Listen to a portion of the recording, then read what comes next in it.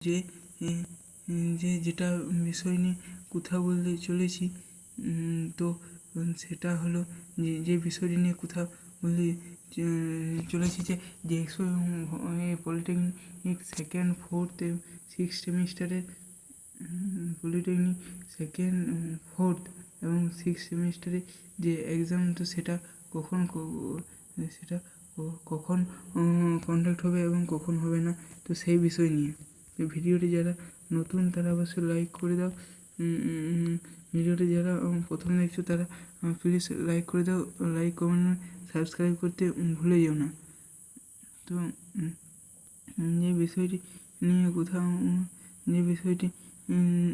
কথা বলতে চলেছি, তো সেটা হলো গিয়ে তো তোমরা তোমাদের কিন্তু 29শে জুন পর্যন্ত জিলেটের যে এক্সাম, তো সেটা আগে কন্ডাক্ট করা হবে এবং যে ডিপ্লোমা সেকেন্ড, ফোর্থ এবং সিক্স সেমিস্টারে যে রিভিউ রেজাল্ট, তো সেটা প্রথমে পাবলিশড হবে। তারপর কী করা হবে, ডিপ্লোমা সেকেন্ড, ফোর্থ প্রথমে পাবলিশড হবে। তারপর তোমাদের যে এক্সামের ফর্ম ফিল আপ সেটা প্রকাশিত করা হবে। কেননা একটা ব্যাপার রয়েছে এখানে, কি সেটা হলো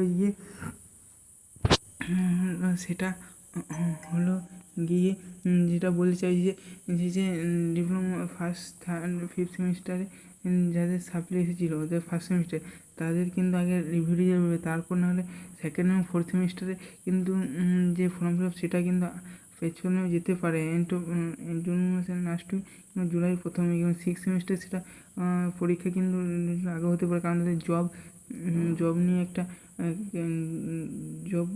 জব ক্যান্ডিডেট যারা সিক্স সেমিস্টার পরে ক্যাম্পাসিং প্লেসমেন্ট পাবে, তো তাদের জন্য একটা বিফল হয়ে দাঁড়াচ্ছে না। তো তোমাদেরকে চিন্তা করে কোনো কারণ নেই।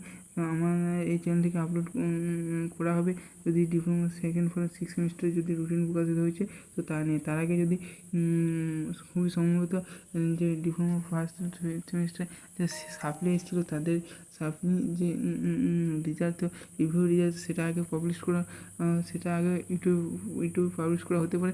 এবং স্টেট কাউন্সিল কারিগরি ভ্রমণে খামখেয়ালিপনা, তবে খুবই সম্ভবত রিভিউ রেজাল্ট প্রকাশিত না হওয়ার পরে কিন্তু এন্ড সেমিস্টার একজন আশা করি পরীক্ষার যে রুটিন সেটা প্রকাশিত করা হবে না। তো কোনো বিশ্বাস নেই এই এন্ড সেমিস্টার স্টেট কাউন্সিলকে। তো যাই হোক, তোমার যদি ভিডিওটা ভালো লাগে অবশ্যই লাইক এবং সাবস্ক্রাইব করতে ভুলে যাও না। এবং চ্যানেলটিকে যারা নতুন তারা অবশ্যই ফলো রাখো পরবর্তী আপডেট প্রয়োজন। আশা করি এইগুলো আমি বক্তব্য শেষ করছি। ভিডিও দেখার জন্য অসংখ্য ধন্যবাদ। Thank you, best of lakh.